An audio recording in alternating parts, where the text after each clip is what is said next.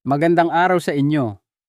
Ako po si Dr. Miguel Santos, isang doktor na dalubhasa sa pag-aalaga ng ating mga nakatatanda. Narito ako upang magbahagi ng mahalagang kaalaman para sa inyong kalusugan at kalakasan. Paano kung ang isang bagay na iniinom ninyo tuwing umaga para pangalagaan ang inyong kalusugan ay siya palang unti-unting nagpapahina sa inyong mga binti. Ang mga binti na siyang pundasyon ng inyong paggalaw, ng inyong kalayaan, at sa huli ng inyong mahabang buhay. Ito ay isang nakakagulat na katotohanan. Pagdating ng edad 60, ang pagkawala ng kalamnan o muscle loss ay hindi lamang dahil sa pagtanda o kawalan ng ehersisyo. Madalas ito ay sanhi ng paraan kung paano tinutunaw ng inyong katawan ang ilang partikular na sustansya at ang ilang bitamina na karaniwang iniinom para sa pangkalahatang kalusugan ay maaaring nagpapabilis pa nga sa paghinang nais ninyong iwasan. Ayon sa isang malawakang pag-aaral na inilathala sa JAMA Internal Medicine, ang mataas na dosis ng ilang partikular na fat-soluble vitamins, mga bitaminang natutunaw sa taba, ay naiugnay sa mas mataas na panganib ng paghina ng kakayahang gumalaw sa mga nakatatanda. Milyon-milyong tao pa rin ang umiinom nito araw-araw, walang kamalay-malay sa kapalit. Ang mga inaakalang benepisyo sa kalusugan ay may kaakibat na unti-unting pagkasira ng kanilang mga kalamnan. Upang maging malinaw, hindi ito pananakot. Ito ay isang paanyaya na maging mapanuri at itugma ang inyong mga ginagawa sa kung ano ang ipinapakita ng siyensya. Ang inyong mga ugat, neural system, kalamnan at kasukasuan ay mas dinamiko kaysa sa ating inaakala. Ang mga sustansya ay hindi gumagalaw ng mag-isa. May epekto sila sa inyong microbiota, mga hormone, at maging sa motor cortex ng inyong utak. Ibig sabihin, ang isang suplemento na nakakatulong sa isang sistema ay maaaring dahan-dahang nakakasama sa iba. Sa episode na ito, tatalakayin natin ang paraan kung paano maaaring makapinsala sa lakas ng ibabang bahagi ng katawan ang dalawang partikular na bitamina pagkatapos ng edad 60. Kung ano ang kailangan ng inyong neurological system upang mapanatili ang lakas at balanse. Kung ano ang sinasabi ng pananaliksik tungkol sa pinakamahusay na paraan upang palakasin ang inyong mga kalamnan. Paano makilala ang mga babalang senyales na ang inyong mga suplemento ay maaaring salungat sa inyong layunin? Ano ang dapat inumin bilang kapalit, mga mas matalinong alternatibo na tunay na sumusuporta sa neuromuscular function at paggaling ng tissue?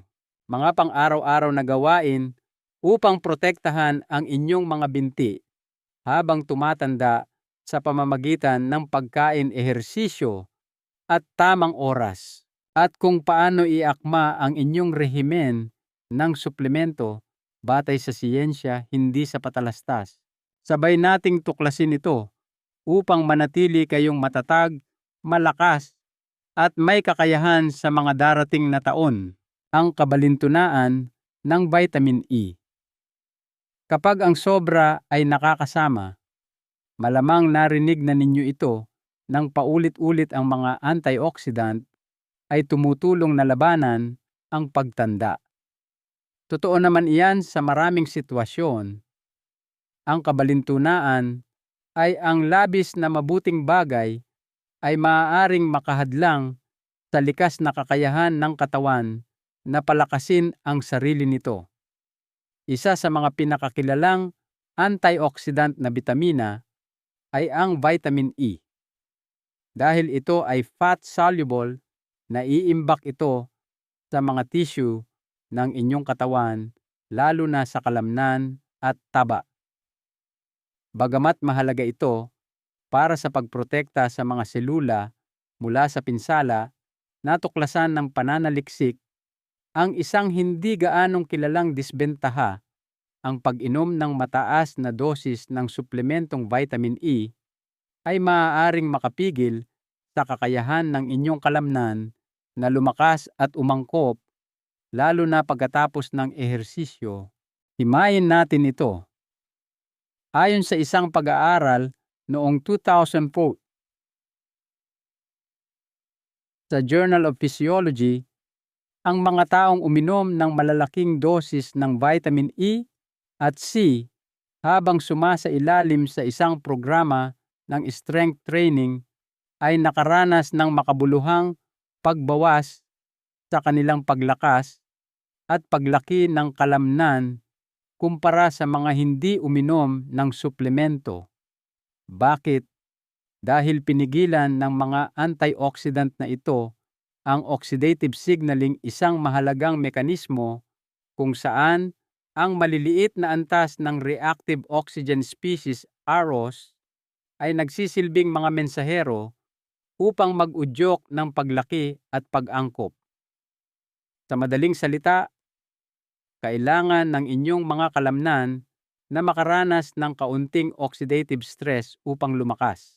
Kapag naglakad kayo paakyat, nagbuhat ng mga pabigat, o kahit na nagsasanay ng balanse, ang inyong mga hibla ng kalamnan, muscle fibers, ay nakararanas ng maliliit na antas ng stress. Ang stress na iyon ay nagpapadala ng senyales sa inyong mga selula na ayusin, palakasin, at patatagin para sa susunod.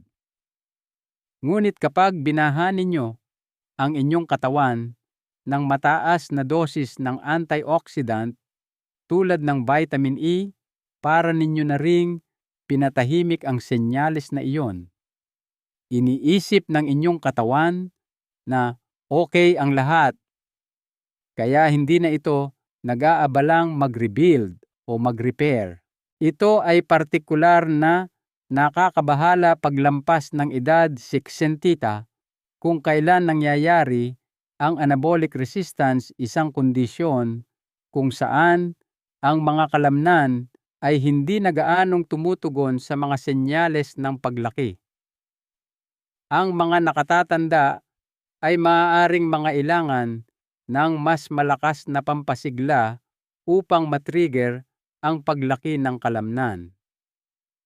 Kaya kung umiinom kayo ng malalaking dosis ng antioxidant araw-araw, hindi ninyo namamalayan na pinipigilan ninyo ang mismong pampasiglang iyon na lalong nagpapahirap na mapanatili ang lakas at paggalaw. At hindi lang ito tungkol sa pag-ehersisyo. Ayon sa pananaliksik na inilathala sa American Journal of Clinical Nutrition, ang labis na pag-inom ng vitamin E, lalo na kapag isinama sa ibang fat-soluble vitamins, ay naiugnay sa mas mataas na panganib ng hemorrhagic stroke at pagkamatay mula sa lahat ng sanhi sa mga nakatatanda. Ito ay dahil ang vitamin E ay maaaring makagambala sa mga landas ng vitamin K na nakakaapekto sa tamang pamumuo ng dugo at balanse ng calcium, na nakakaapekto rin sa pag-urong ng kalamnan, muscular contractility.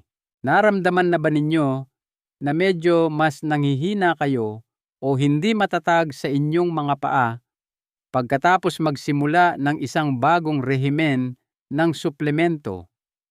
Kahit na hindi ito kapansin-pansin, ang inyong mga kalamnan at nervous system ay lubos na sensitibo sa mga panloob na pagbabagong ito, lalo na habang tayo ay tumatanda. Ano ang praktikal na ibig sabihin nito? Maliban kung partikular na inireseta ng inyong doktor para sa isang partikular na kakulangan, huwag lumampas sa 150% ng recommended daily allowance RDA para sa vitamin E. Para sa mga matatanda, ang RDA ay humigit kumulang 10 miligramo mg.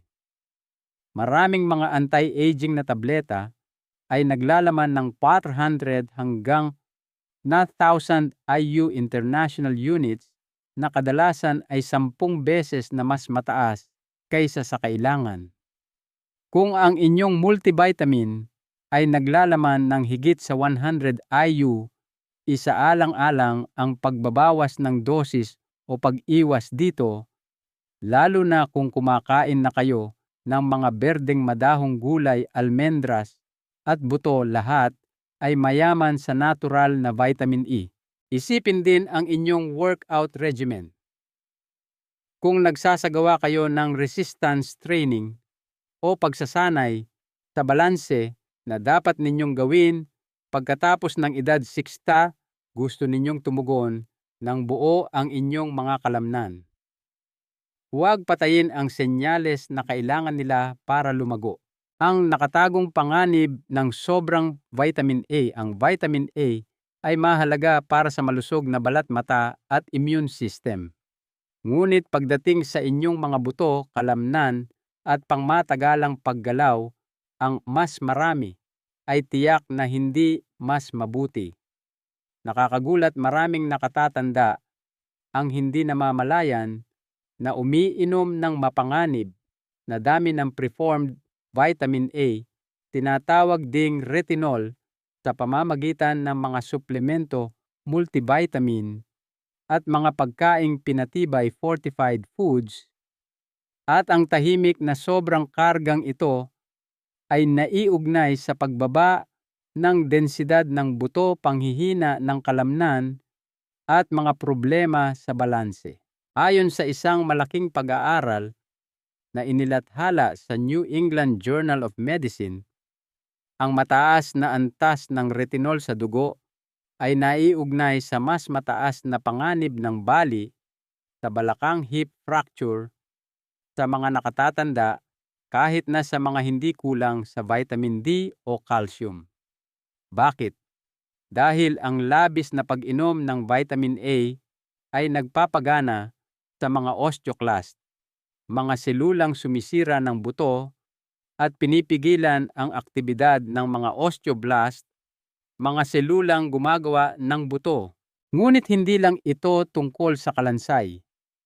Ang sobrang vitamin A ay nakakasagabal din sa pag-urong ng kalamnan, lalo na sa ibabang bahagi ng katawan. Ganito ito gumagana, ang retinol ay nakikipag-ugnayan sa mga reseptor ng vitamin D sa katawan. Ang sobrang dami ng vitamin A ay maaaring harangan o makipagkumpetensya sa vitamin D na mahalaga para sa balanse ng calcium. Kung ang inyong balanse ng calcium ay wala sa ayos, ang inyong mga kalamnan, lalo na ang fast-twitch fibers na kumukontrol sa balanse at bilis ng reaksyon, ay nagsisimulang hindi gumana ng epektibo. Dito nagiging praktikal ang mga bagay.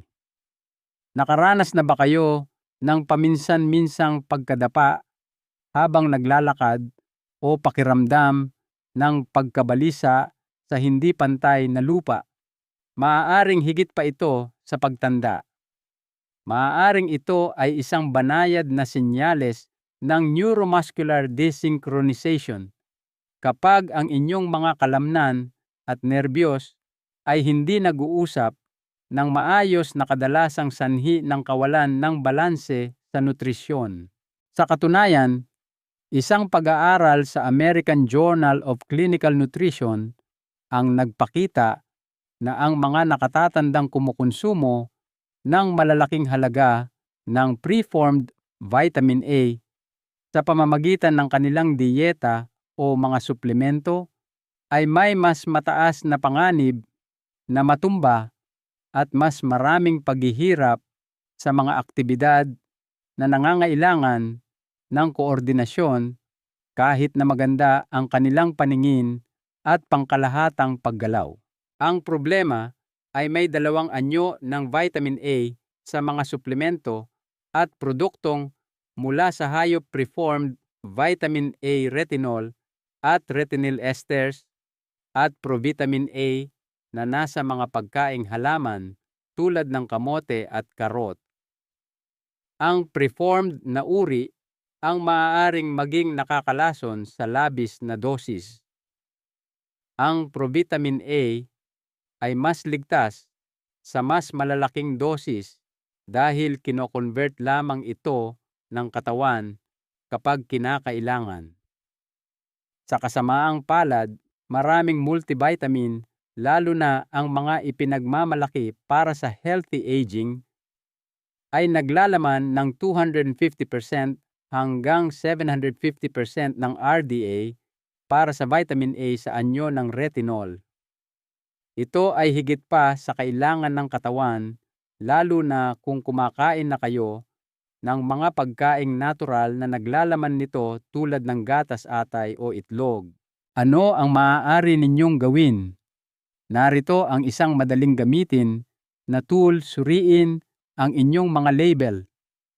Subukang limitahan ang inyong pang-araw-araw na pag-inom ng preformed vitamin A sa mas mababa sa 3,000 IU 900 mcg. Kung ang inyong suplemento ay naglalaman ng vitamin A na nakalista bilang retinol palmitate o retinol acetate, isaalang-alang ang paggamit ng isang suplemento na batay sa beta-carotene, lalo na kung ito ay kasama ng mataas na dosis ng vitamin D. Mahalaga rin ang balanse.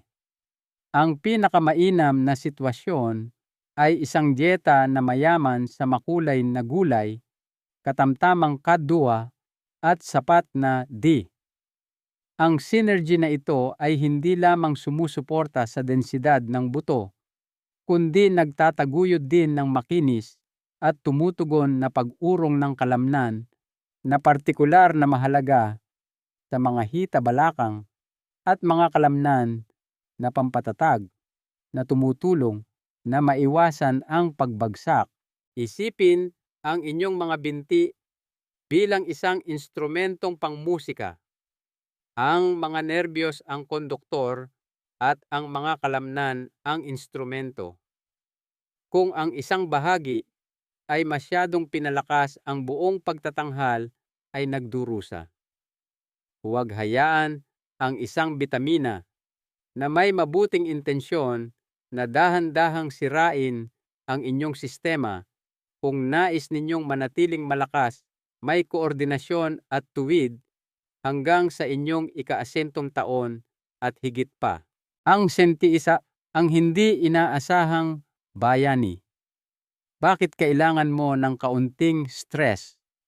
Kapag naririnig natin ang salitang oxidative, madalas nating naiisip ang pinsala-kulubot, pamamaga, at kahit na mga malubhang sakit. Bagamat hindi ito mali, kapag sobra ang buong larawan ay mas komplikado. Ito ang madalas na nakakalimutan. Ang maliliit na antas ng oxidative stress ay kinakailangan upang lumakas ang inyong katawan, lalo na ang inyong mga kalamnan. Isa sa mga pinakamahalagang proseso sa biyolohiya, ang oxidative signaling, ay ang prosesong nagagambala kapag umiinom tayo ng labis na mga suplementong antioxidant tulad ng vitamin E o A. Upang maunawaan ito, tingnan natin sandali kung paano umaangkop ang inyong katawan sa hamon. Kapag gumawa kayo ng anumang ehersisyo na nagpapalakas tulad ng resistance training, pag-akyat sa hagdan, o simpleng pagtayo sa isang paa, nalalagay sa stress ang inyong mga kalamnan at neural system. Bilang resulta ng stress na ito, ang reactive oxygen species o ROs ay nagagawa bilang produkto ng paglikha ng enerhiya. Ito ay parang mga kislap ng metabolismo. Narito ang bahaging taliwas. Sa inaasahan, ang mga kislap na ito ay hindi basura. Sila ay mga senyales. Binabasa ng inyong mga selula ang mga senyales na ito bilang isang kagyat na panawagan, ayusin ang tissue na ito, palakasin ito, at gawin itong mas matatag para sa hinaharap. Ito ang oxidative signaling na mahalaga para sa muscle protein synthesis, mitochondrial biogenesis, at maging sa pag-recruit ng mga motor unit, ang mga koneksyon sa pagitan ng nerbiyos at kalamnan na nagbibigay daan sa inyo na lumikha ng lakas at maiwasan ang pagbagsak. Ngunit kapag binaha ninyo ang katawan ng mataas na dosis ng antioxidant, lalo na ang sintetikong vitamin E, vitamin A, o kahit na megadosis ng vitamin C, pinuputol ninyo ang linya ng komunikasyon na iyon. Ang mensaheng nagsasabi sa inyong mga kalamnan na lumaki ay napuputol. Isang nakakaintrigang pag-aaral na inilathala sa Proceedings of the National Academy of Sciences ang nagpakita na ang mga taong uminom ng malalaking halaga ng antioxidant habang nagsasanay ng endurance ay nagpakita ng mas kaunting pag-unlad sa kanilang mitochondrial function. Ibig sabihin, hindi umangkop ang kanilang mga selula sa stress gaya ng nararapat. Isipin na kahit na nagsusumikap kayo, nag-eehersisyo, at gumagawa ng malusog na gawi, maaaring dahan-dahang binabawasan ng inyong mga suplemento ang mga benepisyo. At pagkatapos ng edad 60 ito ay nagiging mas mahalaga. Bakit? Dahil habang tumatanda kayo, ang mechanotransduction ng inyong mga kalamnan, ang proseso kung saan nila nararamdaman at tinutugunan ang stress, ay nagsisimulang humina. Ang senyales ay kailangang maging mas malakas at mas malinaw.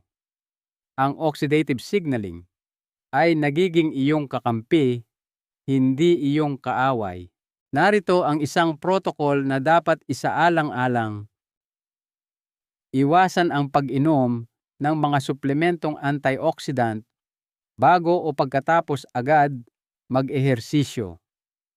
Hayaan ang inyong katawan na maranasan ang senyales ng hindi bababa sa 3 hanggang 4 na oras bago ito putulin ng mataas na dosis ng vitamin C, E o A.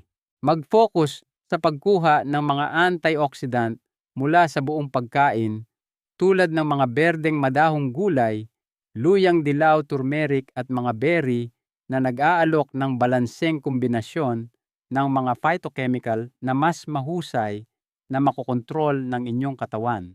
Bigyan ang inyong mitochondria ng sustansyang kailangan nila upang gumana ng mas mahusay, hindi mas masama tulad ng mga NAD+ precursor tulad ng NMN, katamtamang halaga ng alpha-lipoic acid o CoQ10.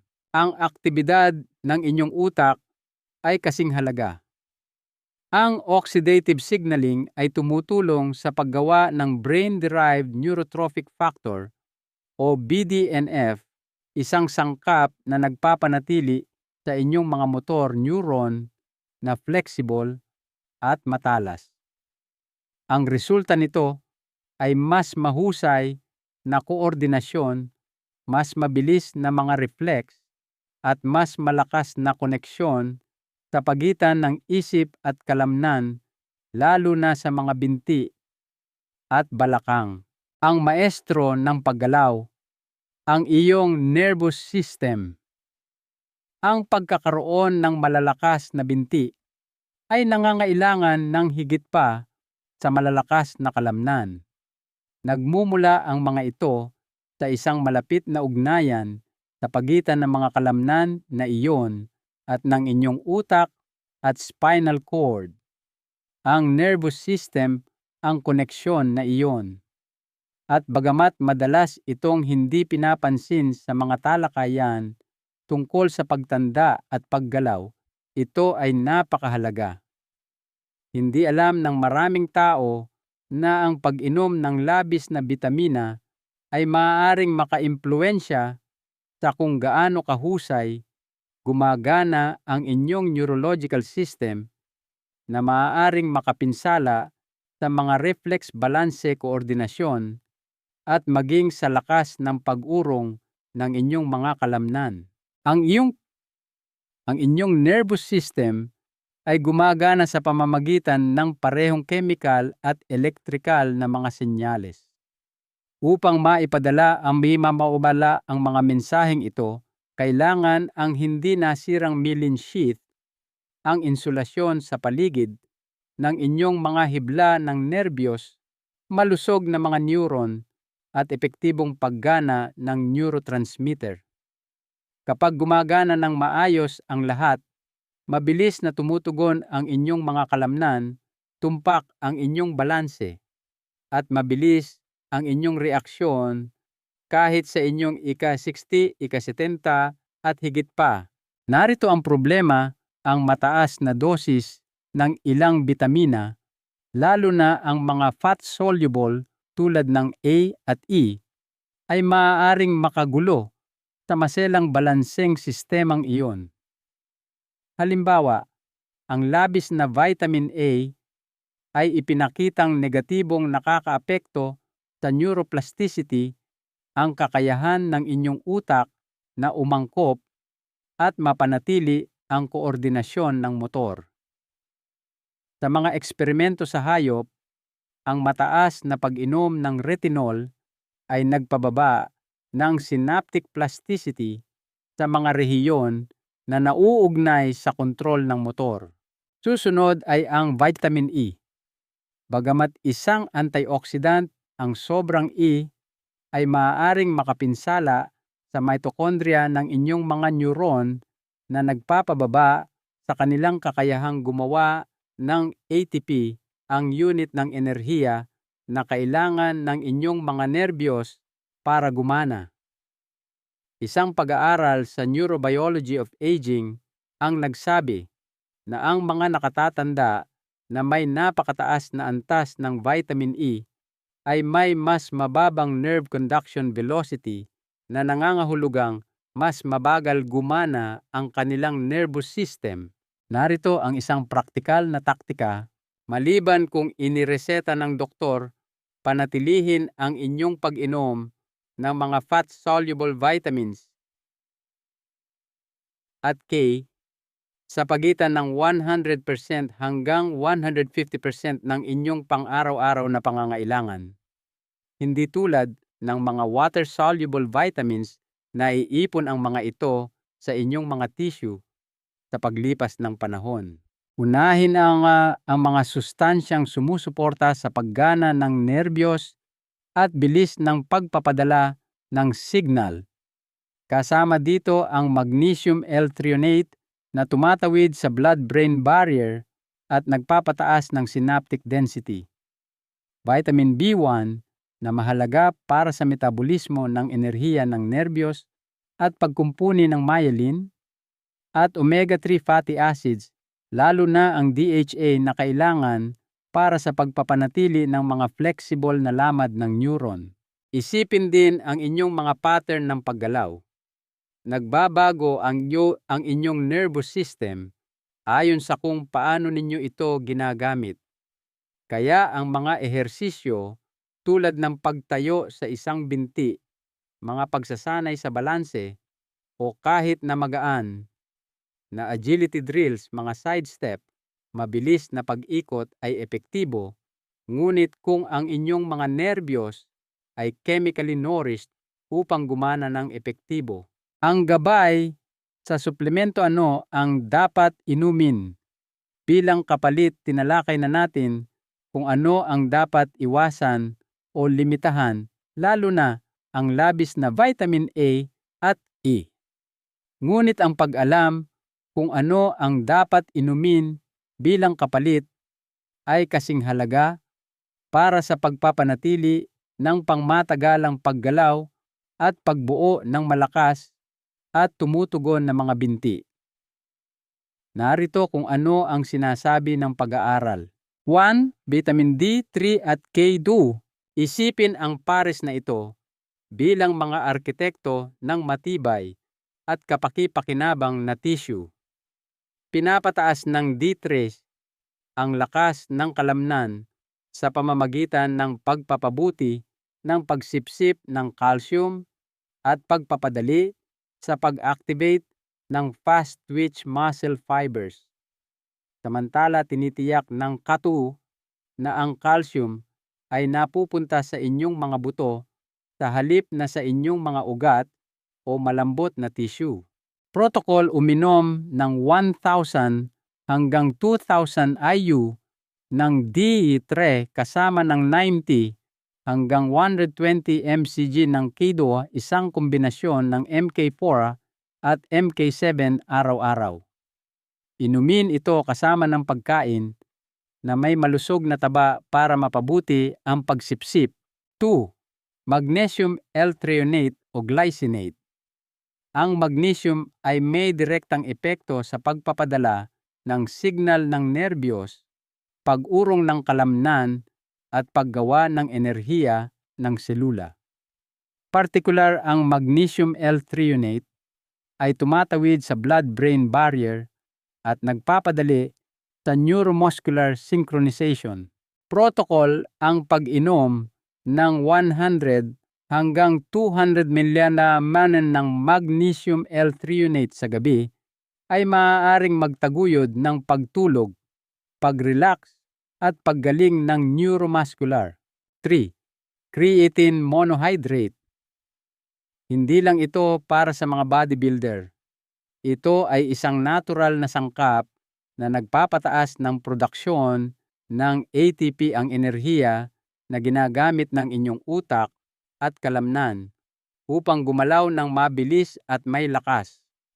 Ang mga nakatatanda na nagsuplemento ng creatine habang nagbubuhat ng timbang ay makabuluhang nagpataas ng kanilang lean muscle mass at lakas ng binti. Protocol 3 hanggang 5 gramo araw-araw, mas mainam na kasama ng pagkain o pagkatapos mag-ehersisyo. 4. Omega-3, fatty acids, EPA at DHA.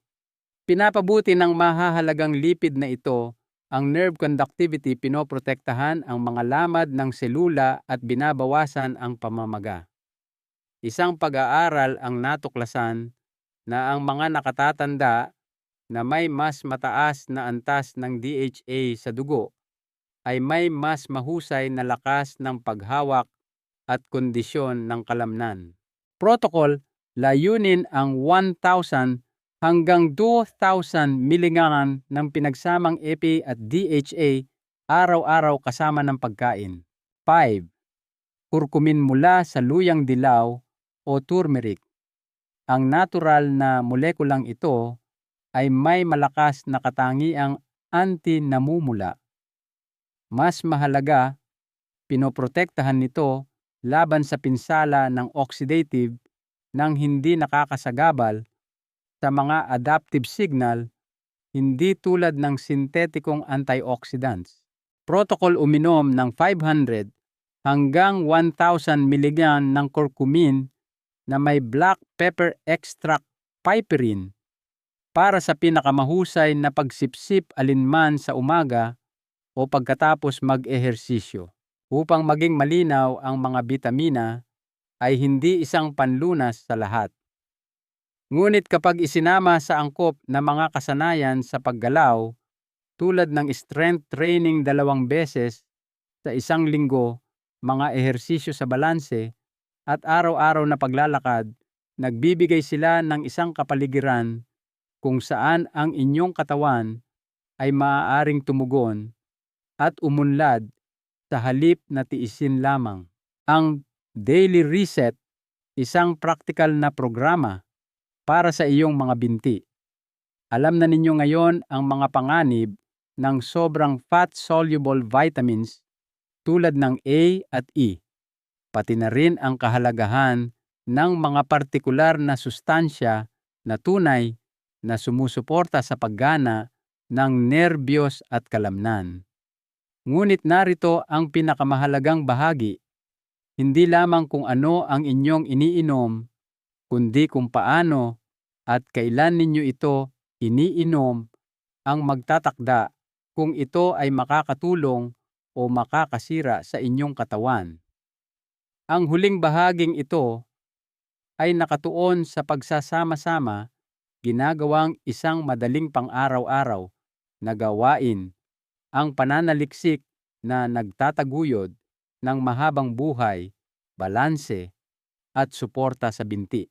Ito ay dinisenyo upang mapabuti ang nutritional synergy, bawasan ang sobrang karga ng suplemento, at pataasin ang pagtugon ng inyong mga kalamnan at nervous system sa paglipas ng panahon. Hatiin natin ito sa tatlong pangunahing bahagi. 1. Pagtantya sa oras timing. Itugma sa ritmo ng iyong katawan. Umaga ang vitamin D3 at K2 kasama ng almusal ay nagpapabuti sa paggamit ng calcium at nagpapanatili ng aktibidad ng motor neuron sa buong araw. Ang curcumin na may piperine ay naghahanda sa neural system para sa paggalaw at nagpapababa ng pamamaga. Pagkatapos ng ehersisyo, kung nag-eehersisyo kayo, hintayin ang ilang oras bago uminom ng mga suplementong mayaman sa antioxidant tulad ng vitamin C o E. Hayaan munang gumana ng natural ang mga oxidative signal ng inyong katawan. Ito ang magandang oras para sa creatine kasama ng protina, GABA. Ang magnesium L-threonate o glycinate ay nakakatulong na i-relax ang nervous system, nagtataguyod ng motor learning habang natutulog at tumutulong sa paggaling. 2. Pagpapalit-palit, cycling, ibalik ang sensitibidad. Ang inyong mga receptor ng suplemento ay nangangailangan ng mga araw ng pahinga tulad ng inyong mga kalamnan. Simpleng technique. Para sa mga fat-soluble vitamins tulad ng D3 at K2 omega-3s at curcumin, subukan ang bimo araw na pag-inom, 2 araw na pahinga. Microsect week. Tuwing 8 hanggang 10 linggo, maglaan ng 1 linggo kung saan binabawasan ninyo ang lahat ng suplemento ng 50% at nag-focus sa mga sustansyang mula sa pagkain. Nakakatulong ito na ibalik ang metabolic sensitivity. 3. Pagsasabay sa pagkilos, movement coupling.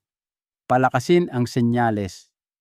Kapag pinagsama ninyo ang ilang mga pattern ng aktibidad sa mga nakatarget na sustansya, lumilikha ang inyong katawan ng mga neurochemical association. Pagkatapos ng lakas na pagsasanay, squats, lunges, uminom ng creatine at D3K2 kasama ng isang pagkaing mayaman sa protina upang i-maximize ang benepisyo. Pagkatapos ng balanse o koordinasyon na pagsasanay, uminom ng omega-3s o magnesium threonate upang mapabuti ang neuromuscular plasticity at paggaling. Araw-araw na paglalakad, nagtataguyod ito ng mitochondrial function at tumutulong sa paggalaw ng mga sustansya sa mga gumaganang tissue. Ang karamihan sa mga matatanda na higit sa 60 ay hindi sinasadyang pinapahina ang kanilang lakas sa pamamagitan ng pag-inom ng napakaraming hindi kinakailangang suplemento o ng mga tamang suplemento sa maling oras o maling kombinasyon. Ang Daily Reset Regimen ay nagbibigay daan sa inyo na gumawa ng mga pagwawasto nang hindi nagdaragdag ng karagdagang stress. Isang huling paalala at panawagan mula sa inyong doktor. Natuklasan natin ngayon ang isang bagay na salungat sa tradisyonal na payo sa kalusugan, ang ideya na ang mas maraming bitamina ay direktang katumbas ng mas mabuting kalusugan. ngunit hindi ganoon gumagana ang katawan. Hindi sapat ang pagdaragdag lamang ng mga bitamina.